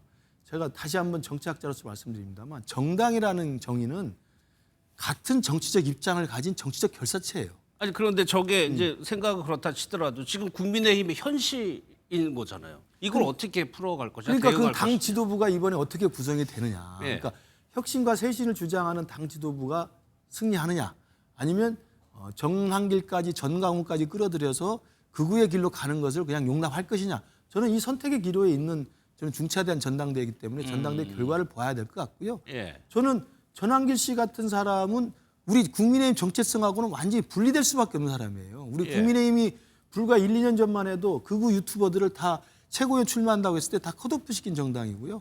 당시 김재원 현 최고위원을 정광훈 목사를 칭송했다고 해서 징계까지 한 정당입니다. 그리고 우리 당 스스로가 김용태 비대위원장이 윤석열 대통령 보고 탈당하라고 요구했던 정당이에요. 예. 근데 왜 윤 어게인이 나오고 부정선거 정당화가 나오죠? 저는 그런 사람을 끌고 간다는 건 정당이 아니라는 거죠. 정당이길 포기한 예. 겁니다. 예. 정당은 동일한 정치적 입장의 결사체인데 저분들은 우리 당하고 같이 할 수 없는 사람들이에요. 예. 그래서 저분들 당연히 저는 몰아내는 것이 이번 전당대회 저는 결과가 된다고 생각합니다. 그럼 한 의원님께는 이렇게 여쭤볼게요. 지금 이 추세라면 지금 야당 제1야당의 대표 지도부가 이런 성향으로 꾸려지게 되는 겁니다. 그러면 이재명 대통령은 협치 상당히 강조했었고 실제로 이루려고 노력을 많이 할 거란 말이에요. 대화 관계가 원만하게 가능하게 잘 풀릴 것이냐. 이 부분 저희가 지금 이제 국민의힘보다 예. 앞서가지고 8월 2일에 전당대회를 하죠. 지금 기호 1번 정청래 후보와 이번 박찬대 후보가 있습니다. 왜냐하면 뭐 앵커 말씀하신 것처럼 대통령도 야당과 상대를 해서 정치를 해야 되지만 1차적으로 협상을 하고 같이 얘기할 거는 여당이 되지 않겠습니까? 여당 당대표 두 분 다 지금 출마한 사람들하고 협치가 가능하겠느냐, 가능한 후보가 있느냐 할 때 없다고 단언을 했습니다. 근데 제가 볼 때도 지금 1, 2위를 다투는 저분들이 국민의힘의 제1야당의 당대표가 된다면 가능할까요? 지금 내란을 옹호하는 세력 아닙니까? 그리고 계엄이 계몽령이고 부정선거로 대통령이 당선됐고 지금도 부정선거가 만연해 있다고 주장하는 사람들을 옹호하는 사람들 아닙니까? 그 사람들과 같이 손잡고 정치하겠다는 사람들이에요. 김문수나 장동혁 저 사람들은. 근데 저분들하고 국정의 파트너로 대화가 되겠습니까? 그거는 우리 많은 국민들 정말 대다수의 절대다수 국민들이 원하는 내란 종식의 그것과는 거리가 멀다고 봅니다. 그래서 저는 아까 말씀드린 것처럼 국민의힘의 당원이 됐던 특정한 목적을 가지고 들어온 지지자가 됐던 저분들이 저런 식의 반헌법적인 인물들을 당대표로 뽑는다면은 전 저 당이 존속을 못한다고 봅니다. 그렇기 때문에 여야 관계를 위해서도 정말 현명한 국민의힘의 쇄신이 이루어져야 되는데 제가 볼 땐 좀 난망해요. 아니, 그런데 그럼에도 불구하고 공당의 정당대회를 뽑혀가지고 제1야당의 당대표가 됐다면 인정을 하느냐 안 하느냐를 떠나서 어쩔 수 없이 그게 되는 거잖아요. 카운터 파트너가. 저분들하고 어떤 대화가 가능할까요? 제가 그러면은, 묻고 싶은데 왜냐면 예를 들어서 저기에 절대 다수의 사람들이 윤석열 전 대통령의 명백한 분명한 사법적으로 정당한 체포영장을 수사기관이 집행하러 가는데 스크럼을 짜고 막은 사람들입니다. 헌재에 가가지고 헌재 재판관들을 모욕하면서 헌재 파면을 시키지 말라고 탄핵에 반대하겠다는 사람들이었습니다. 그분들이 다시 옹립을 해가지고 저런 당대표를 뽑아놨다. 그러면 저분들이 이재명 대통령과 민주당 국민 주권 정부를 인정하겠습니까? 저는 인정 안 할 거라고 봅니다. 그런 상태에서 저는 대화가 가능하다? 저는 쉽지 않은 상황이 될 것 같고요. 만약에 그게 가능해지려면은 지금이라도 바로 계엄은 잘못된 거고 부정선거 음모론 믿은 것도 내가 정말 잘못했다. 다시는 그러지 않겠다. 국민들 앞에서 명백히 사죄를 해야 됩니다. 그리고 나는 윤석열, 김건희 부부와는 절연하겠다. 그러고 전당대회에 나와서 당선되십시오. 그러면 저희들이 협치의 상대로 제1야당 대표로서 인정하는 분을 검토해 보겠습니다. 여야 관계도 험난해 보이는 상황인데 현재로서는 그 국민의힘 전당대회 후보 중에서 개혁을 얘기하는 분들이 있죠. 조경태 의원도 그렇고 주진우 의원 같은 경우에는 분당을 실제로 좀 언급을 했네요. 그 얘기까지 한번 좀 들어보겠습니다. 당의 혁신의 뜻을 함께하는 혁신 후보끼리 손을 맞잡아야 합니다. 하나로 단합하지 못하고 혁신 단일 후보마저 자초된다면 국민의힘 미래는 보장할 수 없습니다. 모든 선거에서 전패할 것입니다. 분이 활동함으로써 그 이후의 상황을 보면 오히려 갈등도 더 심화된 측면이 있고 실질적으로 지지율이 또 떨어지고 있지 않습니까? 그것은 정치적으로 우리 국민의힘의 부정적인 영향은 분명히 끼치고 있다. 예를 들어서 국민 눈높이에 맞춘다고 해서 인적 쇄신을 세게 하면 결국 분당이나 이런 식으로 되면서 결국은 개헌저지선이 무너지잖아요. 인적 쇄신이 현실적이지 않으니까 시스템의 쇄신을 주로 주장하는 것입니다. 저런 문제들이 김근실 시장 저런 문제들이 실제로 현실화됐을 때 국민의힘이 실제로 분당 가능성 전당대회는 하나로 지금 하자고 힘을 모으는 작업일 수도 있겠지만 오히려 전당대회가 그런 촉매제 역할을 할 가능성도 있는 겁니까? 뭐 최악의 경우 아까 제가 정당이라는 건 정치적 결사체이기 때문에 도저히 생각과 뜻을 같이 할 수 없는 것으로 판명이 되면 그리고 동의할 수 없는 주장과 생각을 가지신 분이 당 대표가 된다고 한다면 뭐 이러저러한 갈등이 더 커질 수 있겠죠. 저는 그런 면에서 보면 최악의 경우에는 뭐 분당의 어떤 단초까지도 보일 수 있겠습니다만 제가 아까 말씀드린 것처럼 여전히 지금 전당대회는 이미 이제 시작 중이고 근데 후보의 윤곽도 아직은 정확히 드러나지 않고 있습니다. 그리고 후보가 예비 경선을 통해서 4명, 8명으로 이렇게 압축이 돼야 되거든요. 압축이 되고 이제 본선거를 통해 가지고 지도부가 구성이 되는 거기 때문에 저는 당원들 아까 제가 말씀드린 우리 주변에 또 이 밑바닥에 있는 당원들의 마음은 여전히 합리적으로 쇄신해서 새롭게 국민들에게 지지를 다시 호소해 보자라는 주장이 강하기 때문에 몇몇 극우적인 생각을 한 일부 세력들의 저는 과잉 대표 현상이 좀 있고 그 과잉 대표든 극우들 세력들의 표에 의존하고 표에 구걸하기 위해서 그들을 이렇게 감싸 안고 가려는 후보들이 몇몇이 있는 것이지 저는 당원들의 합리적인 또는 그 집단 지성의 전 지혜는 남아 있다고 생각을 하고 분당까지는 저는 가지 않을 거라고 생각합니다. 또 하나 오늘 런닝메이트 제도를 폐지한다고 이게 발표가 됐다고 하는데 이거는 한민수 의원님께 일부러 여쭤봐야 돼요. 김근식 씨는 좀 바이러스가 들어갈 수도 있을 것 같아서 지도부에서 이런 전당대회를 하는데 런닝메이트 제도를 없앤다. 이게 그러면 구체적으로 어떻게 발현이 되는 겁니까? 보통의 경우는 이제 당 대표가 나가면 또 국민의힘도 마찬가지고 저희 이제 민주당 같은 경우도 당원들이 알 거 아닙니까? 지금 당 대표가 누구와 같이 그런 색깔도 같고 누구를 뭐 수석 최고위원을 만들려고 한다. 뭐 이런 부분도 다 알려지는 건데 국민의힘 같은 경우는 저게 도저히 그런 조합까지도 이루어지지 않는 저는 상태가 된 것 같습니다. 예를 들어서 한동훈 전 대표가 지금 당 대표 이 여론조사상 2등이 나오는 장동혁 후보 같은 경우. 같이 했었죠. 그렇죠. 한동훈 전 대표가 사실상 만들어준 거나 비슷하지 않습니까? 한동훈 대표가 그 당시는 압도적인 지지를 받고 있었으니까. 수석 최고위원을 만들어줬는데 지금은 이분이 어디 인터뷰한 거 보니까 한동훈 대표를 거의 쫓아낼 것처럼 축출해야 될 세력인 것처럼 말씀까지 하더라고요. 저 MBN 인터뷰에서도 아마 그랬을 거예요. 그래서 보면은 지금은 앵커 말씀하신 것처럼 정상적인 정당에서야 당대표와 최고위원들이 제가 김근식 실장한테 물어봤습니다. 누구랑 같이 할 사람이 있냐고. 뭐 혁신파라는 테두리는 두릅니다만은 지금 그마저도 국민의힘 상황이 녹록치가 않은 것 같습니다. 저는 다수의 국민의힘 뭐 정말 합리적 생각을 가진 당원들이 있다면 지금 같은 국민의힘의 행태를 보고 저는 이번에 전당대회 투표 자체를 안 할 거라고 봅니다. 그러다 보면은 지금 뭐 한 70만 명이 있다, 80만 명이 있다고 하지만 투표율이 역대 최저로 떨어지면은 지금 저분들이 더 득세를 하는 거예요. 그러다 보니까 김문수 후보나 장동혁 후보가 누구를 찾아가겠다고 합니까?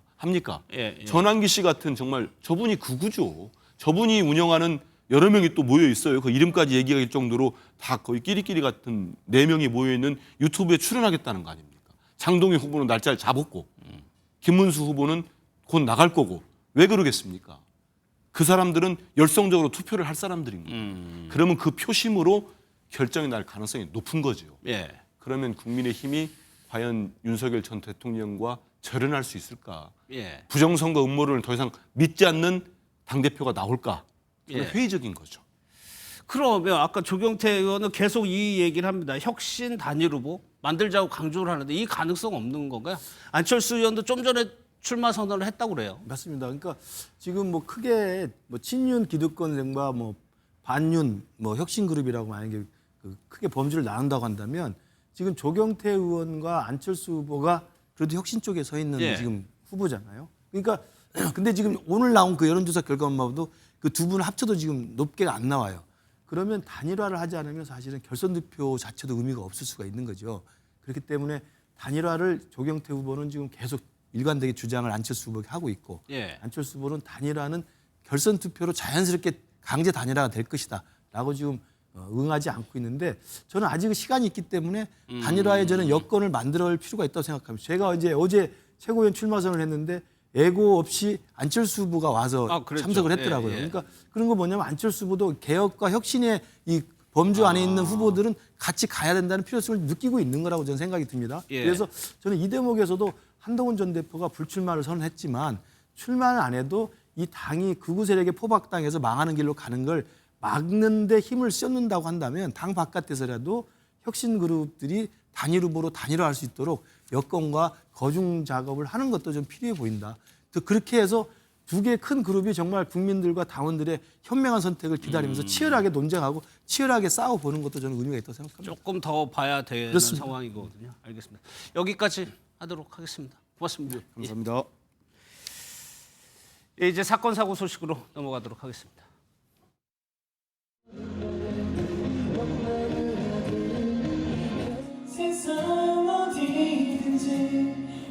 가장 짧은 것 같은데.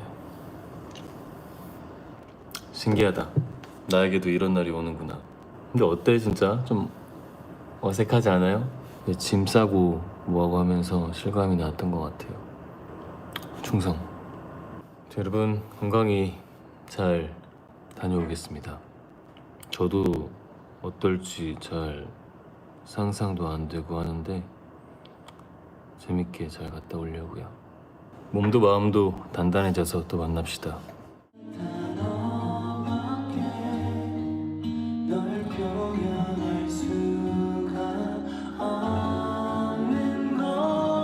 저는 몸 건강히 마음 건강히 잘 다녀올게요. 네, 보신 것처럼요. 배우 겸 가수죠. 차은우 씨가 어제 충남 논산의 육군훈련소에 입소를 했습니다. 그러다 보니까 여러 가지 좀 화제를 모으고 있는 상황인 것 같습니다. 세 분과 이야기 이어가겠습니다. 김유진 아나운서, 홍정선 대중문화 전문기자, 김지훈 변호사 나오셨습니다. 어서 오십시오. 안녕하세요. 저희가 이 차은우 씨 소식을 준비하면서 제목을 모성두 꺾은이라고 적었어요. 이게 일단요. 뭐 차은우 씨가 워낙 인기가 많으니까 팬들이 많이 안타까워하고 있죠. 그럼요. 저도 굉장히 그중에 한 명인가요? 아쉽더라고요. 일단 당분간 차은우 씨의 활동을 볼 수 없을 것 같으니까요. 가수 겸 배우 차은우 씨가 어제부로 국가 소속이 됐습니다. 차은우 씨가 어제 소속 그룹인 아스트로 멤버 및 동료들의 배웅을 받으면서 이 충남 논산의 육군훈련소에 입소를 했는데요. 수많은 팬들 역시 이 훈련소 앞에서 모여있는 모습을 볼 수가 있었습니다. 차은우 씨는 이곳에서 약 한 달간의 기초 군사 훈련을 받은 뒤에 육군 군악대에서 이 군복무를 군악대로. 하게 될 것으로 보입니다. 예. 훈련소는 머리를 상당히 짧게 자르죠. 지금 뭐 사진이 네. 나오고 있는데 머리를 잘라도 잘생긴 거냐 이런. 그렇죠. 예. 이 차은우 씨가 입대를 앞두고 저렇게 머리를 자른 모습을 직접 공개를 하면서 아기였을 때 빼고는 역대 가장 짧은 머리다, 어색하다 이렇게 얘기를 했는데 보는 사람은 하나도 어색하지 않았거든요. 아니 두상까지 예쁘더라고요. 비결은 아무래도 얼굴에 있겠죠. 별명이 왜 얼굴 천재인지 다시 한번 증명을 한 계기가 된 것 같기도 하는데요. 사실 아무리 잘생겨도 헤어스타일이 뭐 5, 60% 정도는 좀 반영이 된다. 좀 좌우한다는 얘기를 하잖아요.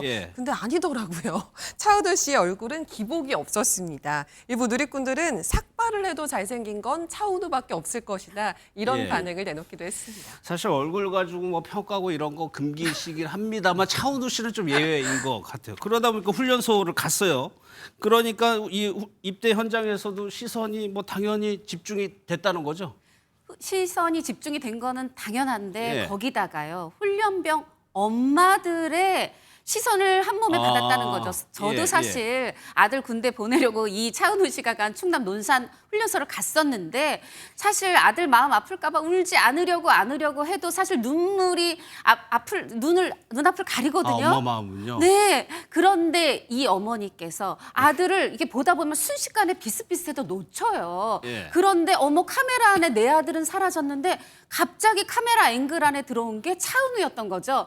그러면서 얼른 찍고 아들한테 얘기한 것, 아들아 잠깐만 미안 하고 이제 차은우 씨를 찍었는데 이걸 두고 누리꾼들이 아니 지금 저 사진 찍지 않았으면 이 저분의 아들도 섭섭했을 거다. 아니 내 친구도 동생 군대 간다고 논산 갔는데 동생은 찍지 않고 차은우 씨만 찍었다더라. 근데 차은우 씨만 이렇게 눈에 들어오고 찍을 수밖에 없었던 이유.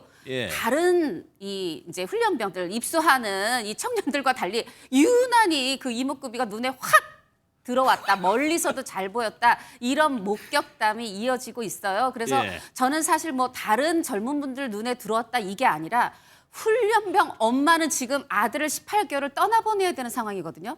그런 엄마의 마음마저 눈마저 홀렸다. 이건 더 이상 이제 비교할 수 없다. 비교 불가합니다. 예, 누구보다 간절한 심정임에도 불구하고 이제 훈련병 어머니가 저런 글을 올리면서 화제가 됐다는 겁니다. 이제 근데 군악대를 갔다고 하면 김준민 선 글쎄요. 그럼 차은우 씨를 계속 볼 수 있는 기회가 있는 겁니까? 그렇습니다. 이게 사실 뭐 좋은 사람은 남긴 자리도 향기롭다는 그런 얘기가 있듯이 차은우 씨는 떠났지만 차은우 씨의 마치 잔상처럼 차은우 씨를 계속 볼 수 있을 전망입니다. 왜냐면요. 요즘 이 작품들은 사전 제작 시스템이 많이 활성화가 돼 있어요. 사전에 만들어놨던 작품들. 그렇습니다. 그래서 차은우 씨 역시 차기작을 마치 쟁여놓고 가듯이 이렇게 군대를 입대를 했기 때문에 먼저 미리 준비된 미니 앨범이 발매돼서 팬들 마음을 달랠 예정이고요. 그리고 미리 찍어둔 영화 퍼스트 라이드가 오는 10월에 극장 개봉을 앞두고 있습니다. 그리고 박은빈 씨와 호흡을 맞춘 넷플릭스 시리즈 더 원더풀스도 촬영을 마친 만큼 차은우 씨가 군 복무를 하는 동안에도 계속 작품을 만나볼 수 있을 것 같습니다. 예, 그래도 홍 기자님 군에 가서 입대를 했으니까 군복무 충실히 해야 될 거예요. 군인 차은우의 모습을 기대하는 분들도 많을 것 같아요. 왜냐하면 군악대에 갔잖아요. 군악대는 아무래도 미디어 노출이 많고 또 이제 군악대 영상이 나오면 여러 가지 전국을 돌면서 행사를 하잖아요.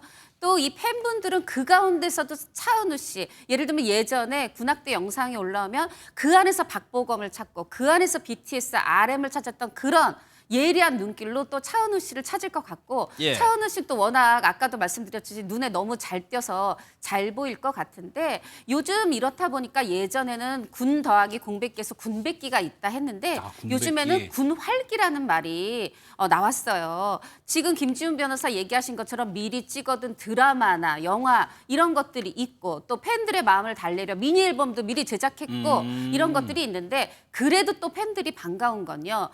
그렇게 미리 찍어놓은 그런 거보다 여러 가지 군 관련 홍보 영상들이나 사진들이 또 올라오는 페이지들이 있거든요. 그래요? 네, 엄마들도 내 아들 어딨나 보려고 수백 명 있는 사진에서 아들 얼굴 찾아가는 그런 맛이 있어요. 팬들도 마찬가지로. 근데 거기다 군악대니까 아마 차은우 씨의 활동 여기저기서 영상으로 사진으로 찾으실 수 있을 겁니다. 예, 확실히 남자 연예인들이 군대를 대하는 그 태도가 예전보다 과거보다는 확실히 많이 바뀐 것 같습니다. 다음 소식은 어제 저희가 전해드렸던 구준엽 씨 관련 소식인데 추가 소식도 있는 것 같습니다. 고 서현시 묘의 묘비의 글귀가 조금 화제가 되고 있어요. 맞습니다. 한 SNS를 통해서 서희원 씨 묘비 사진이 공개가 됐습니다. 묘비엔 Remember Forever라고 영어로 적혀 있었고요. 그 옆에 준준이라는 한국어 글귀도 볼 수가 있었는데요. 이 준준은 서희원 씨가 생전에 이 구준엽 씨를 불렀던 애칭이라고 합니다. Remember Forever라는 문구는 두 사람 새겼던 문신의 문구와도 비슷한데요. 두 사람은 Remember Together Forever라는 같은 영문 문신을 했었는데 이게 20여 년 전에 두 사람이 굉장히 좋아했던 노래에서 따온 것이다. 이제 이런 인터뷰 내용을 확인할 수가 있었습니다. 예, 그러면은 두 분이 평소에도 이 한국어로 대화가 가능했었나요? 일단 서희원 씨가 짧은 한국어를 쓰고 또 구준엽 씨와 짧은 중국어 단어를 섞어서 말을 하긴 했지만 둘이 주로 대화는 영어로 나눴던 것으로 보입니다. 그런데 두 사람이 언어와 관련해서 에피소드가 또 하나 있더라고요.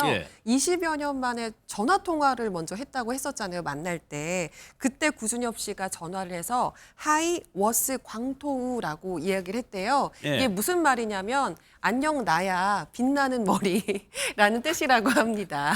이 과거에 연애를 할 때 구준엽 씨가 스스로를 그렇게 이제 불렀다고 하더라고요. 이제 이렇게 인사말을 건네니까 서희원 씨는 한국어로 이렇게 답했다고 하는데요. 나야 희원이 이제 이렇게 이제 이야기를 한 거 보니까 서로가 서로를 굉장히 배려하기 위해서 이 언어적인 측면에서도 노력을 했던 것 같습니다. 근데 홍 기자님 지금 뭐 들리는 얘기로는 구준엽 씨가 거의 매일같이 이 서희원 씨 묘역을 찾는다. 그러면은 매일 가서 이렇게 추모를 하는 건가요? 맞습니다. 서희원 씨가 세상을 떠난 게 2월 2일이었어요. 지금 며칠 있으면 만 6개월, 반년인데 뭐 가끔이 아니라 매일매일 이렇게 묘소를 찾고 있고 잠깐 뭐 이렇게 묘비를 보고 가고 이러는 게 아니라 수시간 동안 앉아서 뭐 책을 보기도 하고 태블릿을 보기도 하고 그냥 마치 서희원 씨 옆에서 자신의 일상을 하는 것처럼 그렇게 시간을 보내다 간다고 해요. 이 묘지 관리소에서 딸이 직원으로 일하고 있다는 그 어머니 증언도 있고 이 묘비 바로 옆에 우리 아빠 묘비가 있는데 정말 갈 때마다 있더라. 여러분들이 지금 많은 제보를 목격담을 올려주고 계신데 이 이제 서희원 씨 워낙에 팬이었다 보니까 이렇게 버스 대절에서 애도하러 오시는 분들도 현지인들이 계신가 봐요. 그런 분들한테 구준엽 씨가 감사합니다 이렇게 대만어로 인사를 하기도 하고 하는데 사실 우리나라만 지금 이렇게 더웠다가 막 스콜처럼 폭우가 왔다가 이러는 게 아니라 대만도 그러고 있는데 그렇죠. 이 폭염에도 앉아 있고 심지어 폭우가 내리는 날 본 분도 계시다고 해요. 근데 폭우가 내리는데도 꼼짝 않고 그렇게 아내 곁을 지키더라 이런 얘기가 있고 이제 그 옆에 보니까 어떤 분이 목격을 하니까 이게 거의 뭐 반도 먹지 않은 몇 젓가락 뜨다만 국수가 옆에 있었다고 그래요. 저는 이게 뭐 이렇게 끼니를 때우는 목적이 아니라 더 아내 옆에 있기 위해서 그러니까 잠깐 있는 게 아니라 이렇게 끼니를 넘어서서 온종일 있느라고 저는 그나마라도 억지로 몇 젓가락이라도 먹고 아내 곁에 있었던 게 아닐까 이런 생각이 들면서 그 애절한 사랑이 절절하게 느껴집니다. 서희원 씨가 이제 사망한 지가 이제 한 반년 정도 지났다고 하는데 지금 구준엽 씨 행보하고 전 남편이 사업가였다고 해요. 네. 지금 완전 180도라면서요. 맞습니다. 전 남편이 처음에 이 서희원 씨 사망 소식이 전해졌을 때는 슬픔을 감추지 못하는 모습을 보였습니다. 이게 감추지 못하는 수준이 아니고 오히려 공개적으로 좀 드러낸다는 인상을 받았는데요. 왜냐하면 뭐 비를 맞으면서 산책을 하는 모습이라든지 취재진 앞에서 눈물을 흘리는 모습을 직접 공개를 했었거든요. 그런데 그 이후에 구준엽 씨가 서희원 씨 앞으로 사망보험에 가입했다는 등 이렇게 가짜 뉴스를 퍼뜨려서 눈살을 찌푸리게 했습니다. 그리고 그런 와중에 지난 5월에 재혼을 했는데요. 18살 연하 인플루언서와 초호화 재혼식을 올리면서 또 논란이 커졌습니다. 뭐 재혼 자체를 문제 삼을 부분은 아니라고 하지만 이 서희원 씨와 사이에 두 아이를 두고 있기 때문에 그만큼 그런가요? 조금의 좀 추모 기간을 더 거쳤으면 어땠을까라는 아쉬움이 남는 건데요. 게다가 말씀해 주신 것처럼 지금 구준엽 씨는 굉장히 헌신적인 모습을 보여주고 있기 때문에 더 대비가 돼서 또 논란이 커지고 있는 것 같습니다. 그럼 김준일 변호사님, 구준엽 씨가 서희원 씨의 두 아이까지도 어느 정도 좀 신경을 쓰고 있는 상황인 건가요? 그렇습니다. 구준엽 씨가 서희원 씨의 이제 가족들에 대해서도 신경을 쓰고 있는데 서희원 씨가 남긴 유산이 하나로 약 1,200억 원 정도에 해당한다고 합니다. 그런데 이걸 포기하고 본인의 권한을 장모님, 그러니까 서희원 씨의 어머니에게 모두 이걸 건넸다고 하고요. 그리고 두 아이에게도 유산이 남겨졌었는데 여기에 대해서도 구준엽 씨가 입장문을 냈습니다. 여기에 따르면 아이들의 권한은 나쁜 사람들이 손대지 못하도록 변호사를 통해 자녀들이 성인이 될 때까지 보호해주도록 법적 조치를 취하려고 한다. 이렇게 선언을 하면서 아주 가족을 지키려는 헌신적인 사랑을 보여줬습니다. 알겠습니다. 다음 소식은 폭염 관련 소식인데 참 더위를 어떻게 견디고 계시는지 모르겠습니다. 영상을 먼저 저희가 준비했습니다.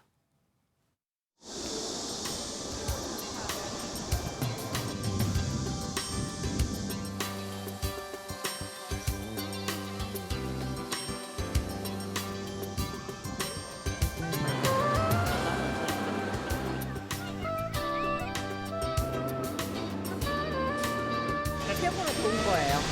올해가 계속 여기서 이렇게 노는데 춥다고 안 해요.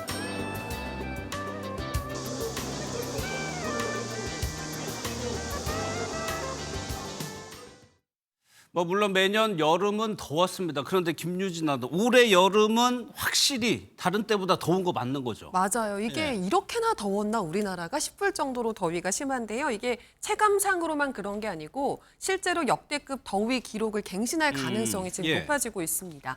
일단 기온 측면으로 봤을 때 가장 뜨거웠던 여름은요. 기온상으로는 2018년이었거든요. 이때 최고 기온 평균이 37.5도였습니다. 올해는 아직 여름이 끝나지 않아서 평균을 내긴 어렵지만 서울이 38도, 뭐 경기 일부 지역은 40도를 넘나들고 있는 상황이기 때문에 나중에 평균을 내보면 이때 기록을 넘어설 가능성이 있다. 이제 이런 전망이 나오는 거고요. 더위가 지속되는 기간으로 따져보더라도 작년 여름이 추석 때까지 더웠어요. 맞아요. 굉장히 역대급 긴 더위였는데 올해는 무더위가 7월부터 굉장히 빨리 시작이 됐거든요. 이미 폭염 일수가 뭐 평년에 비해서 9.6일, 약 열흘 정도 더 많이 기록한 것으로 지금 집계가 되고 있는 상황이니까 지금 이대로라면 정말 역대급 강도의 더위가 역대급 최장 기간으로 이어지는 그렇습니까? 극한의 여름을 견뎌야 될 수도 있는 상황입니다. 예, 홍 기자님 오늘 같은 경우에는 뭐 우리나라에서 가장 시원하다고 하는 곳이 태백인데 여기도 지금 폭염주의보가 발령이 되는 거죠. 맞습니다. 우리가 여름이면은 주로 휴가를 갔던 곳이 강원도 태백이었던 이유가 시원해서였는데 여기가 뭐 산이 1,500m, 1,600m 이런 산이 있는 데인데 여기가 지금 오전 10시에 폭염주의보가 발령이 됐어요. 사실 기존에 보면은 7, 8월 평균 기온이 한 26도 정도였는데 폭염이라고 하면은 33도 넘어서야 되잖아요.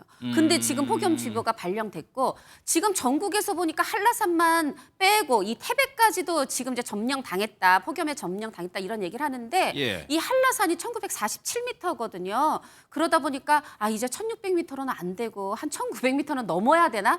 2km 가까이 돼야 되나? 이런 생각이 들 정도입니다. 예, 빨간색이 수는 이제 폭염과 관련한 이제 주의보가 내려지는 상황인 것 같아요. 그러다 보니까 좀 피해도 좀 발생하고 있습니다. 그렇습니다. 이 올여름 폭염이 자꾸 이어지다 보니까 실제로 피해들이 많이 발생하는데 경기도에서 이달 들어서 438명의 온열 질환자가 발생했다고 합니다. 이게 지금 도에서 지난 5월 15일부터 누적해서 이런 온열 질환 응급실 감시 체계를 운영하고 있는데 누적된 온열 질환자가 총 505명이거든요. 그런데 7월에만 438명이니까 정말 대단한 폭염입니다. 예, 또 하나 좀 고역인 것이 이제 지하철 타고 다니시는 분, 뭐 저도 그렇고요. 그럼 지하철역이 뭐 어떤 역은 기다리는 것 자체가 힘들 정도로 더운 곳이 있어요. 맞습니다. 이 서울교통공사에서 실제로 조사를 해봤더니 서울의 몇몇 역사 내부 온도가 40도에 육박하는 40도요? 것으로 드러났는데요. 지난 24일 기준으로 봤을 때 옥수역이 39.3도, 성수역이 39도로 측정이 됐다고 합니다. 이 역들은 지상에 위치해 있는 역들이기 때문에 특히나 더 더위에 취약했던 것으로 보이는데요. 지하에 있는 역사는 이보다는 상대적으로 좀 낮긴 합니다. 하지만 기온적으로는 그렇다고 하더라도 30도를 넘기도 하고요. 또 밀폐 구조기 때문에 지하에 있으면 공기 순환이 되지 않아서 체감되는 더위는 이보다 더 심할 수 있다. 이런 지적도 나오고 있습니다. 그래서 지하철에서 냉방을 요즘 많이 세게 틀어주는데 이게 또 문제가 되는 경우도 있습니다. 네, 맞습니다. 사실 지금 지하철 안은 시원해요. 근데 지하철 바로 뭐 승강장이라든가 갈아타러 다니는 길은 덥잖아요. 그러다 이제 드디어 지하철에 들어가면 시원한데 여기 놓고도 같은 온도를 두고 왜 어떤 분들은 더 춥게 느끼고 어떤 분들은 아니 아직 더 시원해야 되는데 이렇게 생각하시잖아요. 그래서 물론 양 냉방칸을 운영하고 있기는 한데 그럼에도 불구하고 어떤 분들은 지금 너무 에어컨 세요 하고 민원을 넣기도 하고 어떤 분은 지금 여기 너무 사람도 많고 그런데 너무 덥습니다. 이렇게 또 민원을 넣기도 한다고 그래요. 그래서 올해 들어서 이제 접수된 이런 민원이 무려 16만 8천 건이라고 하는데 이게 지난해 같은 기간보다는 한 300건 늘었는데 이제 물론 이게 300건이 조금 아니야 하실 수 있는데 기록적인 더위가 2018년이었고 2024년이었던 걸 생각하면 지난해보다도 그렇게 더웠던 지난해보다 올해 더 이미 지금 여름이 다 가지 않았는데도 이미 16만 8천 건이 됐다. 지난해 수치를 넘어섰다 이렇게 볼 수 있고요. 근데 사실 이게요 너무 집에서도 그렇고 너무 온도 낮춰서 하면 냉방병 걸리면 또 근육통 또 목감기도 걸릴 수 있고 근데 또 온도를 너무 이제 말하자면 설정 온도를 높게 하면은 또 덥다고 지하철에서 이렇게 얘기하시는 분들이 있어서 아마 지하철 공사분들도 어디다 맞춰야 되나 좀 고민이실 것 같습니다. 여기서 더 큰 문제가 이제 정전이 되는 경우도 있는데 그러면 뭐 수천 세대가 정전이 되기도 합니다. 그럼 그냥 이런 분들은 밤에도 지금 에어컨 필요한 상황인 거잖아요. 맞습니다. 사실 이제 뭐 그저께 이제 27일에 그저께 저녁에도 경기도 화성에서 한 1,500세대가 정전이 됐었어요. 그리고 어제는 인천 연수구에서 1,400여 세대, 서울 동작동에서도 400여 세대, 이렇게 2,000세대 정도가 또 정전이 됐는데 먼저 이제 어제 말씀을 드리면 이 가운데 1,400세대 중에 인천 연수구에서 700세대 한 절반은 1시간 반 만에 복구가 됐는데 절반은 밤새 복구가 되지 않아서 사실 에어컨 틀어도 잠들기가 어려운 밤인데 너무너무 고생하셨을 것 같고요.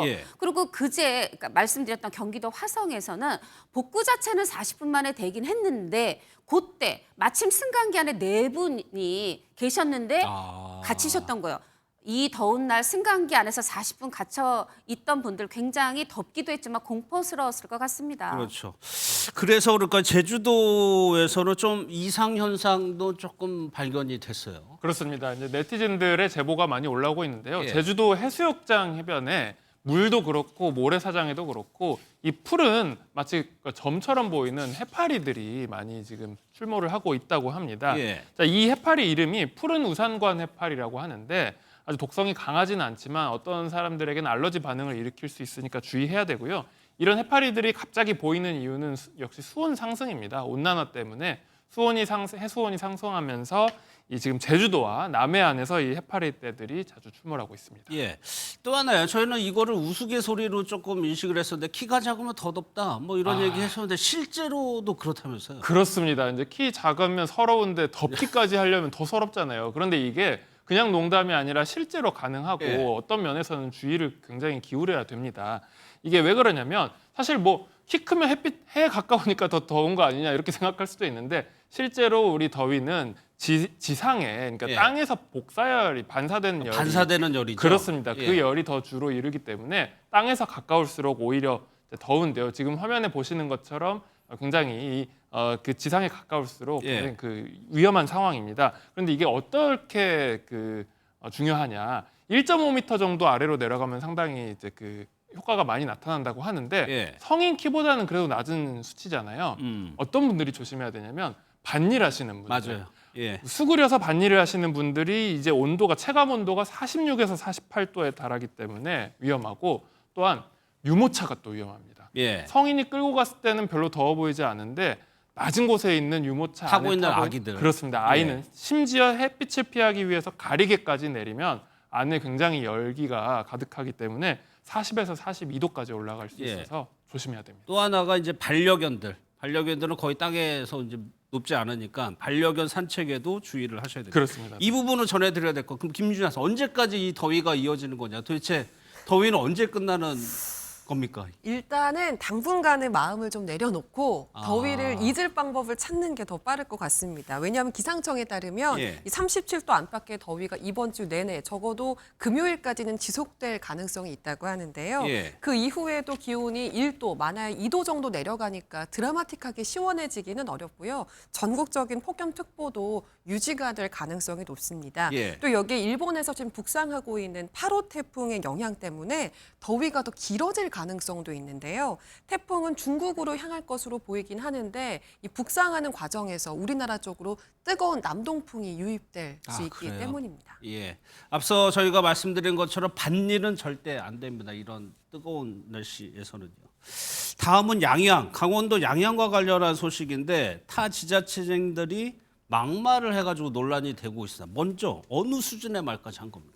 일단 김성수 부산 해운대 구청장이 이런 이야기를 했습니다. 비공식 간담회에서 한 이야기인데요.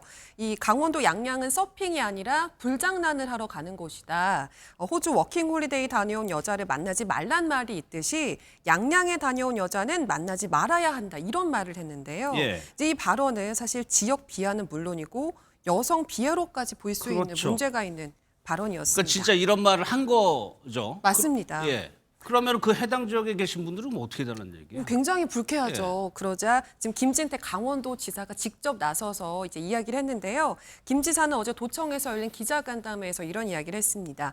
해운대나 양양이나 모두 대한민국의 소중한 관광 자원인데 뭐 문제가 있네 맞네 이런 말을 왜 하는지 모르겠다라면서 해운대 구청장이 이해가 가지 않는 말을 했다. 직접 와서 보면 양양이 얼마나 멋진 곳인지 알게 될 것이다. 더 네. 많은 피서객이 양양을 찾아오길 바란다. 이제 이런 이야기를 덧붙였습니다. 기자님 괜한 감정 싸움으로 번질 수도 있는 상황이에요. 번질 수도 있는 상황이에요. 네. 왜냐하면 지금 양양이요 강원도 지역 내에서 다른 지역보다 피서객 수가 줄고 있다 그래요. 안 그래도 줄고 있는데 뭐 불장난 하러 가는 곳 거기에 다녀온 여자는 만나지 마라 이런 게 나오다 보니까 당연히 강원도민들 또 지자체장 다 화날 수밖에 없는 상황이죠. 그래서 불을 끈다고 이 해운대 구청장이 입장문을 냈어요. 예. 그러니까 저의 발언과 관련해 심려를 끼친 모든 분들께 죄송하다 이러면서 이 어떤 그 지역이나 여성을 비하거나 폄훼하려는 의도는 추호도 없었다. 그런데 어떤 앞뒤 맥락 없이 경위나 의도와 다르게 전달됐다.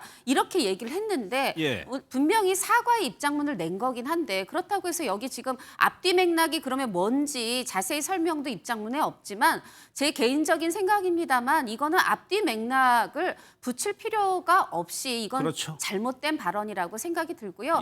저는 다시 한번 진심 어린 사과를 하는 게 이 양양 주민이나 어떤 지자체에 관련된 분들뿐 아니라 이 대한민국의 여성들 또 여성뿐 아니라 남성들도 저는 이 발언에 대해서 많이들 지금 심기 불편하실 거다 생각합니다. 저희가 영상으로든 보고 있지만 저 양양이 이 서핑으로 굉장히 유명하면서 한때 뭐 피서객이 줄었다고는 하지만 굉장히 많이 몰렸던 곳이잖아요. 네, 정말 뭐 조금 이따 말씀드리겠지만 뭐 좋지 않은 말도 안 되는 거짓 루머가 돌기 전까지는 굉장히 여기가 명소였어요. 뭐냐면 한국에도 이런 데가 있나 싶게 저도 가보면 이제 이게 여기가 서핑 성지인데 젊은 남녀분들 다 열심히 막 파도도 타시지만 또 그렇지 않더라도 그걸 그냥 카페에 앉아서 오션뷰 카페 이런 데서 그런 서핑하시는 분들 보는 것만 해도 눈이 그렇죠. 즐거웠고 그리고 주변에요 뭐 빙수 맛집, 아이스크림 맛집, 또 물회 맛집 이래서 또 맛집들이 많았어요. 그래서 굳이 뭐 서핑하지 않더라도 맛집을 찾기 위해서도 갔던 그런 곳이어서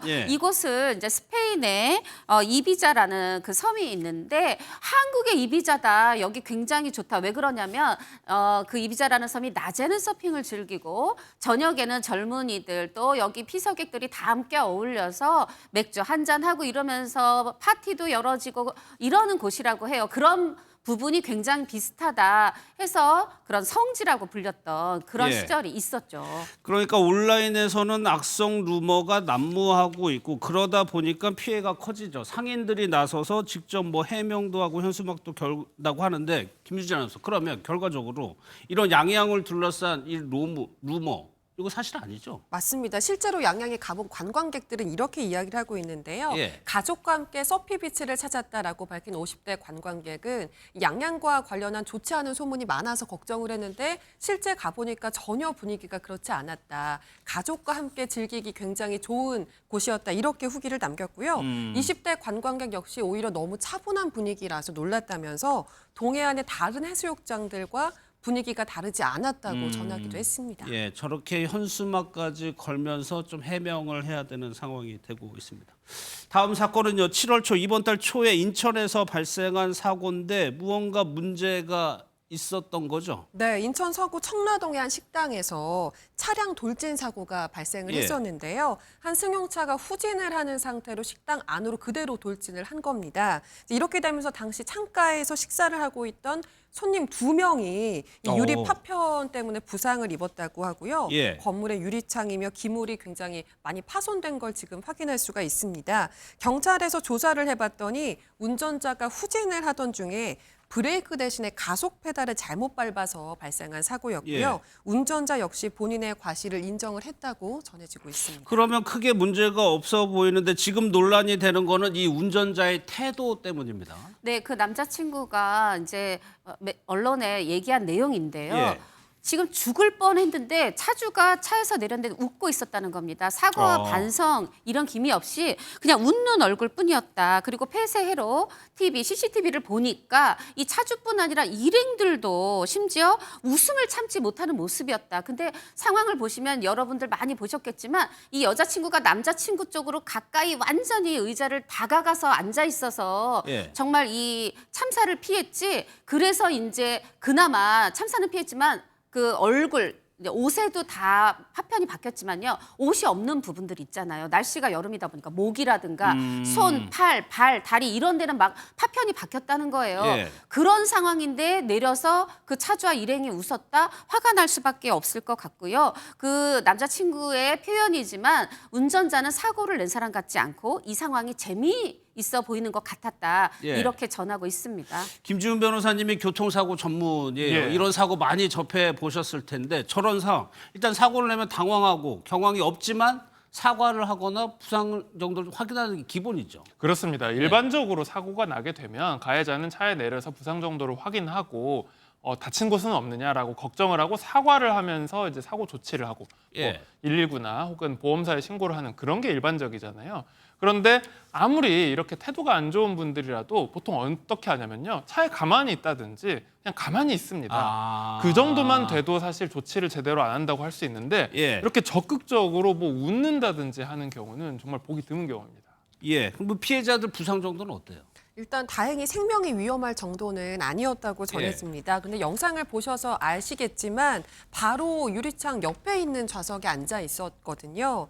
그래서 말씀해 주신 것처럼 아까 기자님 말씀해 주신 것처럼 유리창의 이 파편들이 온몸에 좀 박히면서 부상을 입었던 것으로 보입니다. 또 피해 남성은 여자친구가 거의 차에 치일 뻔했다라면서 정말 식탁에 바짝 당겨 앉은 상태가 아니었다면 위험했다 이렇게 아찔했던 상황을 직접 설명을 하기도 했습니다.